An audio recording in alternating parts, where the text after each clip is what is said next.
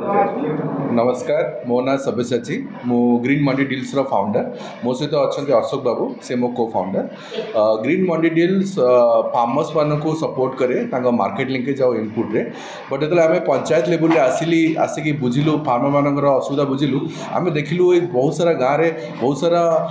युवक चाकरी पाइना से बेरोजगार अच्छा तो से समस्या को समाधान करने आम सरपंच मान सहित मिसिलु सरपंच मैंने भी सहयोग जनइले सहयोग करने द्वारा आम पाखे आखपाखे जो इंडस्ट्री अच्छे सहित आम कनेक्ट कलु एवं रिसेंटली आम एपिक रे ऑलमोस्ट 300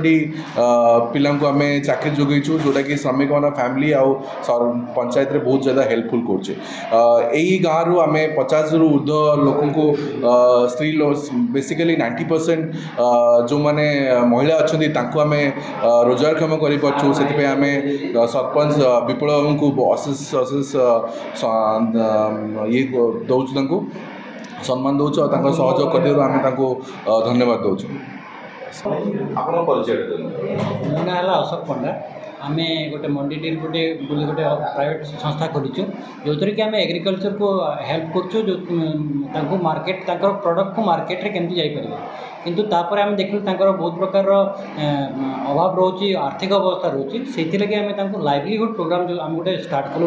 मंडी डील रो जहाँद्वारा कि आम गाँव अल्प शिक्षित लोक रोजगारक्षम कर रोजगारक्षम करी आम विभिन्न इंडस्ट्री चाकरी देचु जो थी से गोटे भल अमाउंट 15 ରୁ 20,000 टଙ୍କା दरमा पाइक चाकरी आरंभ कर तो यही जिनसा आम आग को भी बढ़ेबो जिते इंडस्ट्री आसुची सब इंडस्ट्री जिते रोजगारक्षम पिला रोचंती अल्प शिक्षित हो कि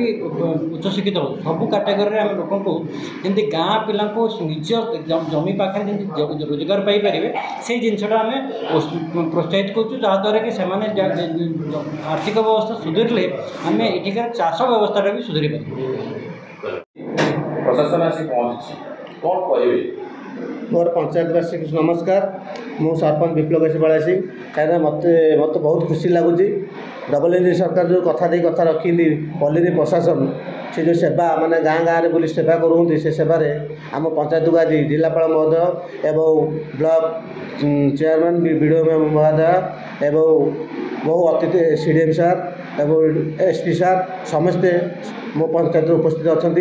ये जो जनशुणाणी होची जनशुणाणी रे आम पंचायत 100 ରୁ 90 भाग काम सरी 10% काम अच्छी 10% रे मु जहाँ आशा करुँची मो पंचायत 50 ରୁ 100 भितर दरखास्त पड़ो किंतु से बहुत बाहर पंचायत लोक मैंने भी ये आसिक अभियोग करूँगी बाहर पंचायत लोक आउ मो पाखे भी उपस्थित अच्छा आमर एनजीओ संस्थार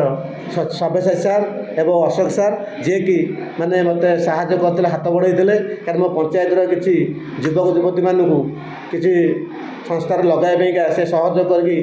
आमर गोड़ीपड़ा मोटा कथार गोटे सिलाई company epic steel India company panchayat